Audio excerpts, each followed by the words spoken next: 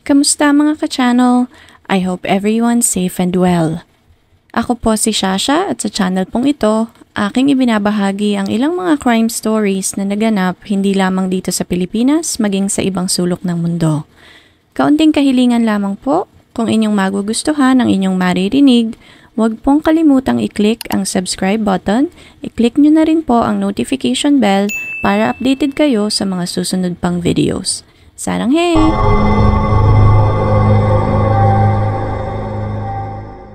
Isa sa mga pangarap ng mga kababaihan ang maipinta ang sarili nilang love story. Makilala ang lalaking magmamahal ng tunay at tapat, lalaking magtatrato sa kanila na parang isang reyna, lalaking magbibigay ng singsing at mag-aalok ng kasal, at lalaking makakasama upang bumuo ng pamilya. Ngunit hanggang saan mo dapat na pagtiwalaan ang lalaking pinag-alayan mo ng iyong buhay? Gaano mo kakilala ang iyong asawa? Ang kasong aking ibabahagi sa video na ito ay isang paalala na kahit saan ay may panganib, kahit nasa loob ka ng iyong bahay, kahit kasama mo ang mga taong mahal mo sa buhay. May 14, 2018, nakatanggap ang 999 emergency response ng isang tawag mula sa isang lalaki na taga Linthorpe sa England. Sa tawag na iyon ay sinabi ng lalaki na nadat na niyang nakahandusay at walang malay ang kanyang asawa. Nakatali ang mga kamay at paa nito at tila hindi na ito humihinga. Ang lalaking nasa kabilang linya ay si Mitesh Patel at ang babaeng nakahandusay sa sahig ay ang asawa nitong si Jessica Patel. Si Jessica ay 34 years old ng panahong iyon at may-ari ng isang pharmacy sa Linthorpe. Isang tapat na mamamayan, mapagmahal na asawa at maalalahaning anak at kapatid sa kanyang pamilya. Sino ang pumatay kay Jessica at ano ang totoong naganap ng gabing iyon? Samahan niyo ako at ating ungkatin ang misteryo at patong-patong na kasinungalingan na naganap sa buhay ni Jessica Patel. Si Jessica Patel ay ipinanganak sa isang Hindu family sa Leeds, England noong 1983. Si Jessica ang panganay sa 6 na magkakapatid at lumaking napakalapit sa kanyang pamilya. Ayon sa kanyang ama, si Jessica ay isang mabait, mapagmahal at responsableng bata. Wala itong maalala na kahit isang beses na binigyan siya ng problema nito habang ito ay lumalaki. Pinaka-close ito sa kanyang kapatid na babae na si Minal. 18 months lamang ang tanda ni Jessica dito, kaya't halos sabay na lumaki ang dalawa. Si Jessica ang nagsilbing matalik na kaibigan ni Minal. Ayon kay Minal, mahilig ang kanyang kapatid na manood ng mga Bollywood movies at isa rin itong hopeless romantic. Simula bata pa lamang ito ay nangarap na ito ng sarili niyang love story balang araw. Lumaking matulungin at mapagmalasakit itong si Jessica kaya't pinangarap niya din na maging isang pharmacist nang sa ganon ay mabigyan niya ng tamang gamot ang mga taong may sakit. Early 2000, nag-aral si Jessica sa De Montfort University at pagkatapos ay lumipat siya sa Manchester University. Habang nag-aaral si Jessica sa De Montfort University ay naging kasintahan niya si Mitesh Patel. Bata pa lamang sila ay magkakilala na ang kanilang pamilya kaya't hindi na iwasan ni Jessica na mahulog kay Mitesh. Nag-date sila ng ilang taon ngunit nagkahiwalay din kalaunan. Nagpatuloy ang kanilang relasyon nang magkita ulit sila makalipas ang ilang taon. May sakit ang ina ni Jessica na mga panahon na nagsimula silang mag-date. Wala naman itong kaso kay Mitesh at sa halip ay sinuportahan pa ni Mitesh si Jessica sa pag-aalaga sa kanyang ina. Para maibsan ang stress at pagod ni Jessica ay palagi siyang binibigyan ni Mitesh ng mga regalo. July 2009, nagdesisyon ang dalawa na magpakasal. Pagkatapos ng kasal ay tumira muna ang mag-asawa sa bahay ng pamilya ni Jessica. Hindi naman nagtagal ay lumipat sila sa Linthorpe upang makapagsarili.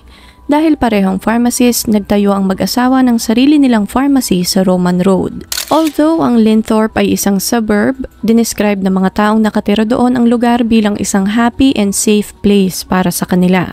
Dahil itinayo ng mga Patel ang kanilang pharmacy sa gitna ng bayan, naging importanteng miyembro silang mag-asawa ng kanilang komunidad. Bumili din sila ng isang simpleng bahay malapit sa Roman Road. Dumaan ang buwan at nagpatuloy ang tahimik na pamumuhay ng mag-asawa sa Roman Road. They are well-liked pero napanatili nilang pribado ang kanilang pamumuhay. Para sa mga taong nakakahalubilo nila araw-araw, perpekto na ang buhay ng mag-asawa. Ang tanging kulang na lamang ay ang mga supling na siyang magdadagdag ng kulay sa kanilang pamilya. Dahil panganay si Jessica sa 6 na magkakapatid, naging natural sa kanya ang pagkakaroon ng maternal instinct. Wala siyang ibang hangad kundi ang maging isang ina. Ngunit sa kasamaang palad, hindi ito naging madali para sa mag-asawa. Nagkaroon sila ng fertility issues kaya't nagdesisyon silang sumailalim sa IVF procedure. Sa kasamaang palad, hindi rin ito nagbunga ng magandang balita. Hindi nawala ng pag-asa si Jessica kaya't pumunta siya sa Darlington Clinic upang ipa-freeze ang kanyang embryos. May 14, 2018, nagsimula ang araw na ito ng normal. Nagbihis ang mag-asawa upang pumunta sa kanilang trabaho. Dumaan din ang tatay ni Jessica sa kanilang bahay ng araw na iyon upang bisitahin ang mag-asawa.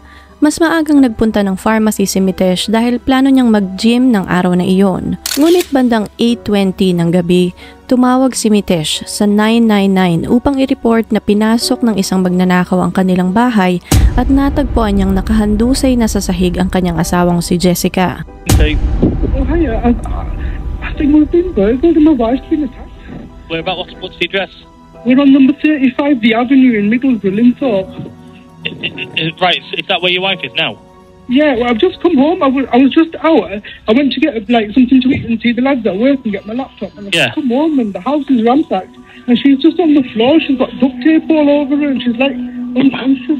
Right. Shall I take off her? Can she breathe?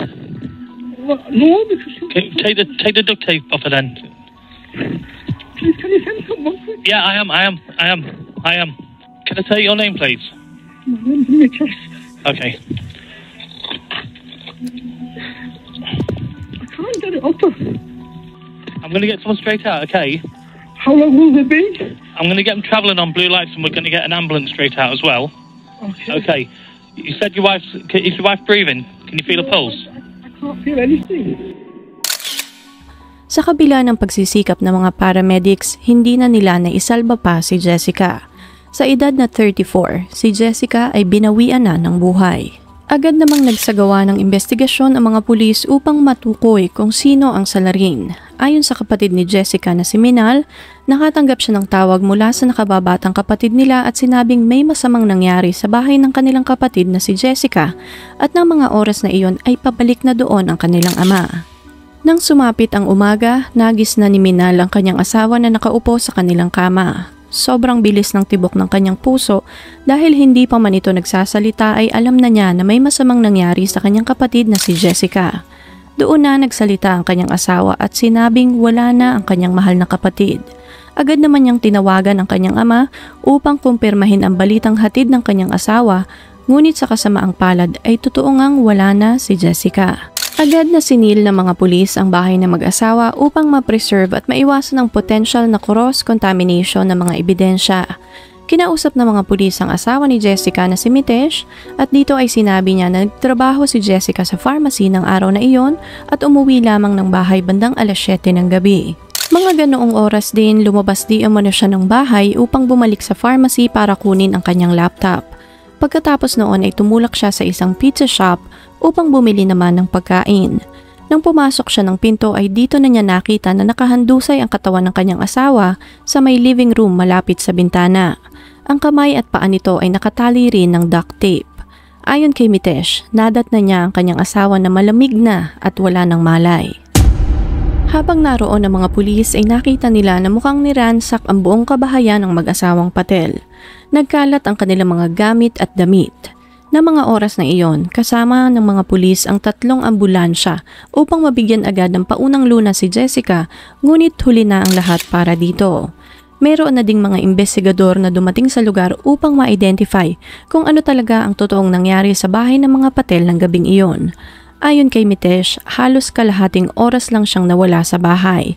Umalis siya ng bandang 7:44 ng gabi. Nang malaman ng pamilya ni Jessica ang pangyayari ay dali-dali silang pumunta sa Linthorpe upang damayang magluksa ang balo ng si Mitesh. Sobrang sakit para sa pamilya ni Jessica ang kanyang pagkamatay, lalong-lalo na sa kanyang ama, ngunit alam nila na mas kailangan ni Mitesh ang masasandalan ng mga oras na iyon. Nang makita ni Mitesh ang kapatid ni Jessica na si Minal, tumakbo ito palapit sa kanya habang umiiyak.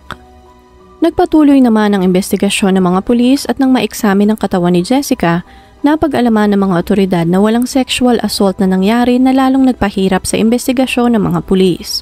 Kailangan nilang ma-identify ang motibo ng pamamaslang at ang tanging natitirang motibo ay ang pagnanakaw.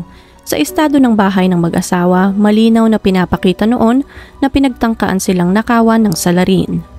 Agad din namang kumalat ang balitang ito sa buong Linthorpe. Takot ang bumalot sa mga taong nakatira doon dahil generally ay napaka-safe sa kanilang komunidad. Marami ang nakakakilala sa mag-asawang Patel at alam nila na mababait at wala ang mga itong kaaway.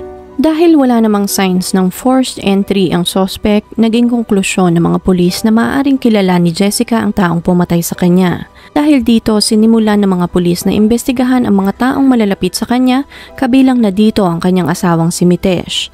May isang CCTV na nakalap ang mga otoridad na nagpapakitang nasa isang pizza parlor nga itong si Mitesh na mga oras na mangyari ang pamamaslang. Matapos naman ang post-mortem examination, na-identify ng mga pulis na ang ikinamatay ni Jessica ay asphyxiation o pagka-suffocate. Meron din silang nakitang likido na nakakalat malapit sa bangkay ni Jessica. Lumipas ang isang araw, nakatanggap ng tawag ang ama ni Jessica mula sa liaison officer ng pamilya. Inutusan sila nito na umuwi na sa kanilang bahay dahil kailangan sila nitong makausap. Dito na pinahayag ng liaison officer na mukhang natumbok na nila ang salarin. Lumipas ang 3 araw, inaresto ng mga pulis ang asawa ni Jessica na si Mitesh Patel. Hindi makapaniwala ang pamilya ni Jessica sa kanilang naririnig. Alam nila na isang mapagmahal na asawa itong si Mitesh at hindi nito kayang saktan ang kanyang asawa. Na-identify ito ng mga pulis nang makita nila ang isang hard drive sa loob ng kwarto ng mag-asawa na nakalink sa CCTV ng bahay nila. Meron silang nakita doon na hindi binanggit ni Mitesh sa mga pulis. Ang hard drive na ito ay nakabaon sa ilalim ng patong-patong na kumot, kaya't kung may taong papasok at magnanakaw sa bahay nila ay hindi makikita nito ang hard drive upang sirain ang footage. Pinanood ng mga otoridad ang footage sa hard drive at dito sila nagkaroon ng malinaw na timeline kung ano ang nangyari ng araw na iyon. Bandang 3:30 ng hapon, makikita sa video na umuwi ng bahay si Mitesh. Si Jessica naman ay nakitang nagpark at bumaba ng kanyang sasakyan bandang 7:00 ng gabi ng parehas na araw. Nakita din sa video na lumabas muli ng bahay nila si Mitesh bandang 7:44 ng gabi at bumalik bandang 8:15 ng gabi.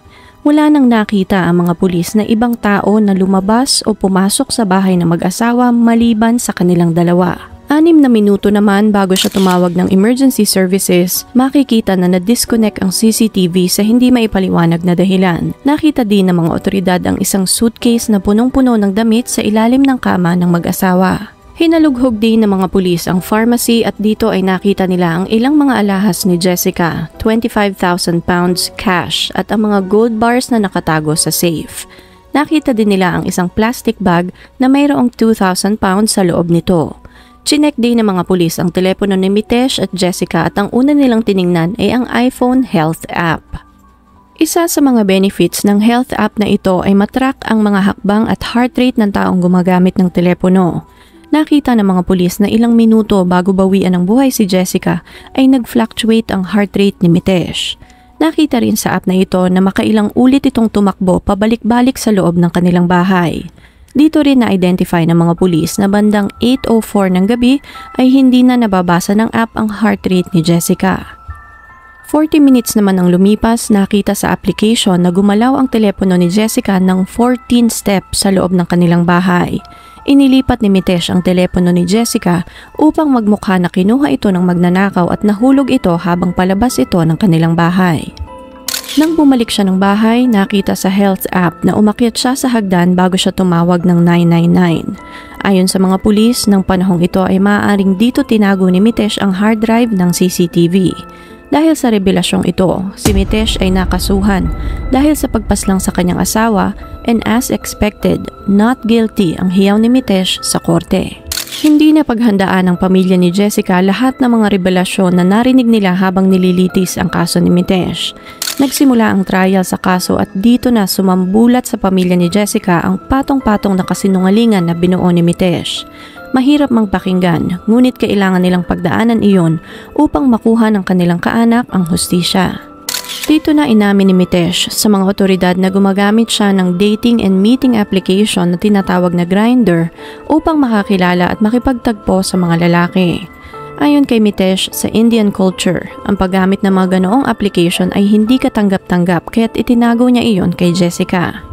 Idinagdag niya din na ginawa niya iyon dahil kapag nalaman ng kanyang pamilya ang kanyang totoong pagkatao ay baka itakwil siya ng kanyang mga magulang. Itinago niya rin ito kay Jessica dahil alam niyang masasaktan ang kanyang asawa. Ngunit sa kabila ng pag-amin na ito ni Mitesh patungkol sa totoo niyang sexualidad ay siniguro niya na hindi siya ang pumatay kay Jessica. Ngunit ayon sa mga empleyado ni Mitesh sa pharmacy, hindi naman sekreto sa kanila na gumagamit ng Grindr app si Mitesh. Alam nila na hindi alam ni Jessica ang paggamit ni Mitesh ng app na iyon, ngunit kapag sila ang kaharap ni Mitesh ay malaya nitong ginagamit ang application. May isang CCTV din na nakalap ang mga pulis kung saan nakita doon na may kayakap si Mitesh na isang hindi kilalang lalaki na nakilala niya sa application. Ngunit ang totoo pala ay alam ni Jessica ang panlulokong ginagawa sa kanya ni Mitesh. Alam nito na bisexual ang kanyang napangasawa. Sa katunayan, ilang buwan pa lang silang naikakasal ay nagkaroon si Mitesh ng relasyon sa isang doktor na nagngangalang Amit Patel at nagpatuloy ang relasyon nilang ito sa loob ng 8 taon. Sa tuwing ko kumprontahin ni Jessica si Mitesh tungkol dito ay paulit-ulit lamang nitong sinasabi na wala na silang relasyon ng nasabing doktor dahil matagal na itong lumipat sa Australia. Ngunit sa kabila ng mga pagtangging ito, patuloy pa ring nahuhuli ni Jessica ang kanyang asawa na nakababad sa telepono kausap si Amit. Dahil sa marital problems nilang mag-asawa, hindi napigilan ni Jessica na isangguni ang kanilang sitwasyon sa isa sa kanilang mga kamag-anak. Dito ay ibinahagi niya na palagi niyang nahuhuli si Mitesh na nakababad sa telepono.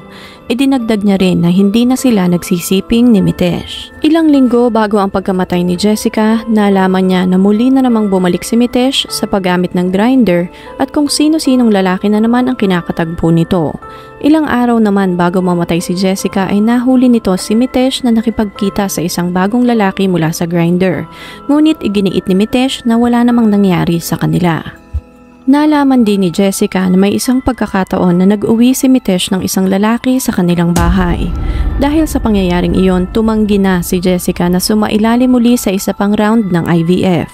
Nakita din ng mga otoridad mula sa telepono ni Mitesh na maging nung araw na mapas lang si Jessica ay ginamit nito ang Grindr application.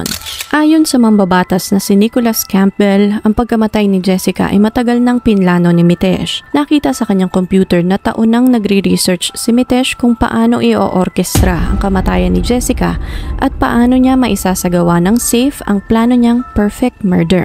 Napag-alaman din ng mga investigador na ang likidong nakakalat malapit sa katawan ni Jessica ay insulin. Tinurukan ni Mitesh si Jessica ng insulin upang maparalyze ang katawan nito at hindi ito makalaban. Pagkatapos noon ay nagpaikot-ikot ito sa bahay upang palabasin na mayroong ibang taong nakapasok. Pinaniniwalaan ng mga pulis na ng mga oras na ito ay buhay pa si Jessica.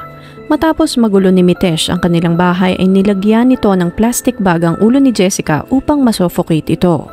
Napansin din ng mga investigador na may butas ang likod ng plastic, indikasyon na tinangka ni Jessica na alisin ito sa kanyang ulo para siya ay makahinga, ngunit hindi siya nagtagumpay dahil mas malakas si Mitesh sa kanya. As expected, lahat ng ito ay pinasinungalingan ni Mitesh. Ayon sa kanya, masaya ang pagsasama nilang mag-asawa at kontento silang dalawa sa kanilang pamumuhay. Idinagdag din ni Mitesh na hindi niya kailangan ng iba dahil si Jessica ang pinakamagandang nangyari sa kanyang buhay. Jessica is her wife, dagdag pa ni Mitesh at wala silang sekreto sa isa't isa. Ngunit sa kabila ng hindi pag-amin ni Mitesh, mas marami pang ebidensya ang lumabas na magdidiin sa kanya sa kaso. Nagbuhol-buhol na rin ang kanyang mga pahayag na hindi rin nakatulong sa tangkang paglilinis niya ng kanyang pangalan. Una, sinabi niya sa mga pulis na hindi niya nakita si Jessica since lunchtime ng araw na iyon. Pagkatapos ay binago naman niya ang kanyang salaysay at sinabing kasama niya si Jessica sa loob ng bahay ng mga 42 minutes nang bumalik ito galing sa pharmacy bandang alas 7 ng gabi ng araw ding iyon. Nang nireview naman ng mga otoridad ang data sa kanyang computer, may ilan pang impormasyon silang nakita na magpapatunay na ilang taon nang pinaghahandaan ni Mitesh ang pagpatay kay Jessica. Sa search history, ang mga searches na how to hire a hitman in the UK, plot to kill my wife at insulin overdose ang sumambulat sa kanila. Ang mga searches na ito ay nagsimula pa taong 2013. Kumuha din pala itong si Mitesh ng mga life insurance policy sa pangalan ni Jessica na nagkakahalaga ng £2 million. Ang isa sa mga insurance policy na ito ay kinuha ni Mitesh matapos niyang simulan ang plano niyang pagpatay sa kanyang asawa. Dito na nagkaroon ng linaw ang mga plano ni Mitesh sa mga pulis. Papatayin niya ang kanyang asawa, kukuhanin niya ang insurance money, dadalhin niya ang embryo na finraise ni Jessica papuntang Australia upang makasama ang lalaking sinasabi niyang soulmate na si Amit at doon ay palalakihin nila ang bata na parang sarili nilang anak. Ayon sa korte, pinlano ni Mitesh na gamitin ang pera mula sa insurance upang makapagsimula ng bagong buhay sa Australia kasama ang lalaking minamahal nito. Sa paghahalughog ng mga pulis sa bahay ng mag-asawa ay nakita rin nila ang isang detalyadong listahan ng mga bagay na planong dalhin ni Mitesh papuntang Australia. Kinausap din ng mga otoridad ang ilan sa mga empleyado ni Mitesh sa kanilang pharmacy. Ayon sa kanila, nang gabing iyon, totoong pumunta si Mitesh sa pharmacy upang kunin ang kanyang laptop, ngunit kapansin-pansin na tila ito ay balisa. Ayon din sa isang empleyado ng building kung saan nakatayo ang pharmacy ng mag-asawa, pumunta si Mitesh sa storage room na hindi naman usual na ginagawa ni Mitesh. Idinagdag din ng lalaking ito na usually pag nagkikita sila o magkakasalubong ay kinakamayan siya nito, ngunit ng gabing iyon ay tila hindi siya nakita ni Mitesh. Nagbigay din ng pahayag ang isa sa mga kapitbahay ng mag-asawa sa Linthorpe. Sinabi nito na 1 linggo bago ang krimen ay nakausap niya si Mitesh patungkol sa safety ng kanilang lugar. Sinabi ni Mitesh sa kapitbahay na may pagkatanga si Jessica dahil binubuksan nito ang pinto kahit na hindi nito kilala kung sino ang kumakatok. Idinagdag din ni Mitesh na mapapatay si Jessica dahil sa pagiging pabaya nito. Nagpahayag din ng kanilang testimonya ang ilan sa mga kaanak ni Jessica. Ayon sa nakababatang kapatid nito, December 2012 ay nabasa niya ang mga text messages ni Mitesh kay Amit. Sa text message conversation na ito ay idinideklara nila kung gaano nila kamahal ang isa't isa. Sinabi nito ang kanyang nabasa sa kanyang kapatid at ayon kay Jessica ay nagalit si Mitesh sa kanya dahil pinanghihimasukan ng kanyang kapatid ang kanilang buhay. Giniltrip pa siya ni Mitesh dahil wala di umano itong tiwala sa kanya. Mahal ni Jessica si Mitesh kaya't sinabi niya sa kanyang pamilya na huwag na silang makialam. Nang mga panahon ding iyon, nagdesisyon na mag-asawa na magsarili na at lumipat sa Linthorpe. Idinagdag din ng kapatid ni Jessica na si Minal na alam ni Jessica ang nangyayari, ngunit wala itong makuhang pagkakataon upang kumpirmahin ang lahat dahil parati nitong bitbit ang kanyang telepono kahit saan ito magpunta. Malimit ay nahuhuli ni Jessica ang kanyang asawa na nakababad sa telepono, ngunit hindi niya makumpirma kung sino ang kausap nito dahil hindi nito alam ang passcode ng telepono ni Mitesh. Nagpahayag din ng testimonya ang isang teenager na nagtatrabaho sa pharmacy. Ayon sa kanya, ilang buwan bago ang pagkamatay ni Jessica ay kinausap siya ni Mitesh upang ipakita niya dito ang dark web kung saan maa-access nito at mabibili lahat ng mga illegal na bagay. Mga bagay tulad ng bawal na gamot, mga baril, maging mga serbisyo ng hitman pati presyo ay nakapublish. Matapos ito, nanood naman si Mitesh ng isang video kung gaano katagal bago mamatay ang isang tao dahil sa pagkakasakal. Ngunit bilang alibay, sinabi ni Mitesh na kasama niya si Jessica nang pinanood nila ang nakababahalang video na iyon. Habang gumugulong ang investigasyon, marami pang nadiskubre ang mga pulis tungkol sa pagsasama ng mag-asawang Patel. Ang IVF procedure ay isang alternative na maaaring gawin ng mag-asawa upang magkaroon sila ng anak. Isa itong mahirap at nakakapagod na proseso, ngunit walang imposible kung desidido talaga ang mag-asawa na magkaanak. Sa prosesong ito, kinukuha ng doktor ang mga matured eggs mula sa ovaries at fina-fertilize ng sperm sa laboratory. Kapag fertilize na ang mga itlog na tinatawag na embryos, saka naman ito itatanim sa uterus ng ina. Kapag successful ang proseso ay dito na magsisimulang mabuo ang bata sa sinapupunan ng babae. Ang isang full cycle ng IVF ay tumatagal ng 2 hanggang 3 linggo.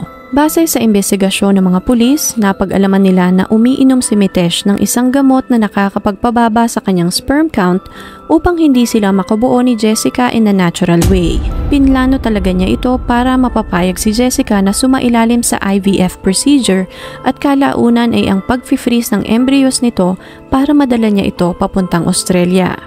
Napapayag ni Mitesh si Jessica na sumailalim sa IVF treatment dahil binalaan siya nito na magfa-file siya ng divorce kapag hindi ito sumunod sa kanyang pinag-uutos. April 2016 naman, ipinahayag ni Jessica ang kanyang saloobin patungkol sa usapin na hindi sila magkaanak ni Mitesh. Stress at pressured na siya dahil kahit si Mitesh ay pinipressure na siyang magbuntis.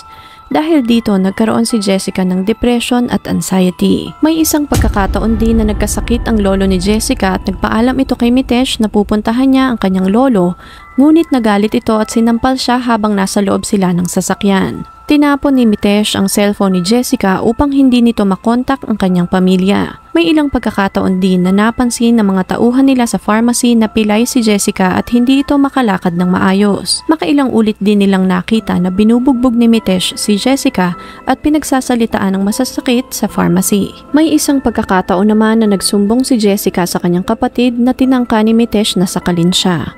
Dahil sa pagtindi ng mga physical at verbal abuse na natatanggap ni Jessica mula kay Mitesh ay lalo niyang inilayo ang kanyang sarili sa kanyang pamilya. Napansin din nila ang pagbagsak ng timbang ni Jessica. Nang nadoon naman ang mga pulis sa bahay ng mag-asawa ay napansin din nila ang mga sugat sa lieg ni Mitesh at sinabi lamang nito na nasugatan siya habang siya ay nag-gym. Nang lumabas naman ang resulta ng DNA testing sa mga kuko ni Jessica ay nagtugma ito sa DNA ni Mitesh. Nakumpirma din ng mga test na ito na may DNA din ni Mitesh ang plastic bag na ginamit upang isuffocate si Jessica. Mga patak ng dugo at laway ni Mitesh ang nakita ng mga pulis sa loob ng plastic bag. Ganoon din ang naging resulta nang lumabas ang test sa mga duct tape na nakatali sa kamay at paa ni Jessica. Pinabulaan na naman ito ni Mitesh at sinabing nagkaroon ng mga ito ng DNA niya nang tinangka niyang i-revive si Jessica. Ngunit wala namang ibang DNA ng ibang tao na nakita ang mga otoridad kaya't malinaw na si Mitesh nga ang nag-orkestra ng lahat.